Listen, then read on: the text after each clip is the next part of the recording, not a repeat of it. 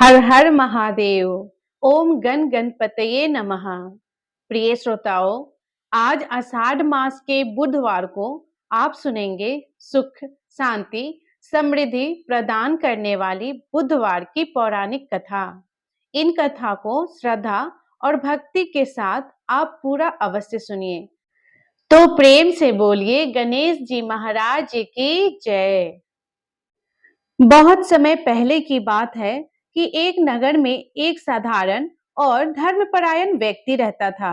विवाह के कई वर्ष बीत जाने के बाद भी उसकी कोई संतान नहीं थी। उसकी पत्नी बहुत ही सुशील और संस्कारी थी। एक दिन वह अपने मायके चली गई और कई महीनों तक वहीं रही। कुछ समय बाद जब पति ने सोचा कि अब पत्नी को ससुराल ले आना चाहिए, तो वह अपने ससुराल गया। वहां उसने अपनी पत्नी को विदा करवाने के लिए कहा, लेकिन उस दिन बुधवार था, जिससे उसकी सास और ससुर ने कहा, बेटा, बुधवार के दिन बेटी को विदा करना अशुभ माना जाता है। इससे अनिष्ट हो सकता है, इसीलिए आज उसे मत ले जाओ। लेकिन वह व्यक्ति अपनी जिद पर अड़ा रहा और बोला, यह सब अंधविश्वास है। इन बातों में मैं विश्वास नहीं करता हूँ। मुझे जल्दी अपने घर पहुंचना है, इसीलिए मैं इसे आज ही ले जाऊंगा। आखिरकार माता पिता को मजबूर होकर बेटी को विदाई करनी पड़ी। पति पत्नी अपने घर की ओर रवाना हो गए। कुछ दूर चलने के बाद दोपहर हो गई और सूरज की तेज धूप में पत्नी को बहुत प्यास लगी। उसने अपने पति से पानी लाने को कहा। पति इधर उधर पानी की तलाश में भटकने लगा और बहुत मुश्किल से उसे एक कुआं मिला, जहां से उसने पानी निकाला और अपनी पत्नी के पास लौटने लगा। लेकिन जब वह वापस पहुंचा तो उसने देखा कि उसकी पत्नी के पास कोई दूसरा व्यक्ति बैठा था, जो हूबहू उसी की तरह दिख रहा था। उसकी चाल ढाल, पहनावा, मुखाकृति सब कुछ वैसा ही था जैसे उसके खुद के थे। यह देखकर वह हैरान रह गया। पति ने गुस्से में दूसरे व्यक्ति से पूछा, तू कौन है और मेरी पत्नी के पास क्यों बैठा है?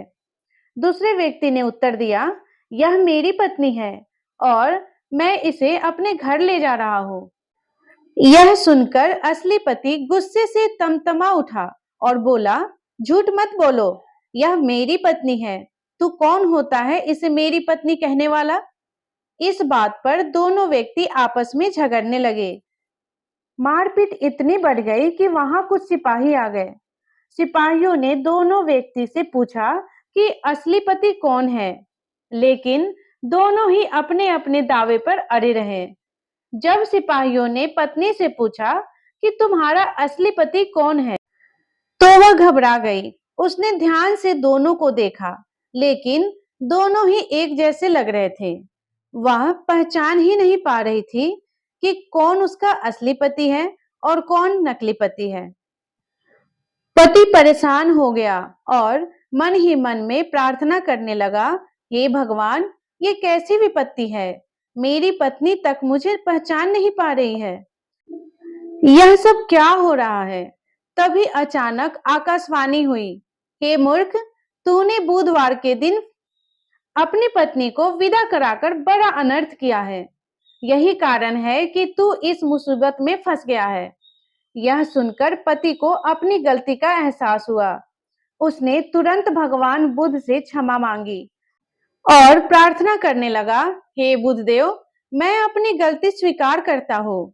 कृपया मुझे क्षमा कर दे और मेरी पत्नी को मुझसे मिलवा दे। जैसे ही उसने सच्चे हृदय से प्रार्थना की, दूसरा व्यक्ति अचानक से अंतर्ध्यान हो गया। अब वहां सिर्फ असली पति ही वहां पे रह गए। पति को समझ आ गया कि यह सब भगवान बुद्ध की लीला थी, जो उसे यह सिखाने के लिए हुई थी कि बुधवार के दिन बेटी या बहू को विदा करना अशुभ होता है। तब से लेकर आज तक बुधवार के दिन भगवान गणेश और बुद्ध देव की पूजा की जाती है, ताकि जीवन में किसी प्रकार का बाधा ना आए और बुध देव की कृपा बनी रहे। इसी कारण लोग बुधवार के दिन व्रत रखते हैं और भगवान गणेश की पूजा करते हैं ताकि उनके जीवन में किसी प्रकार का बाधा ना आए। तो बोलिए गणपति भगवान की जय, बुधदेव महाराज की जय, शंकर भगवान की जय। तो प्रिय दोस्तों, ये थी बुधवार व्रत की पौराणिक कथा।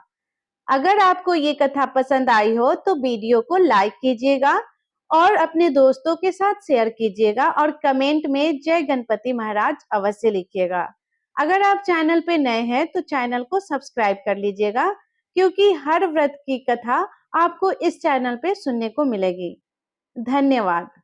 हर हर महादेव।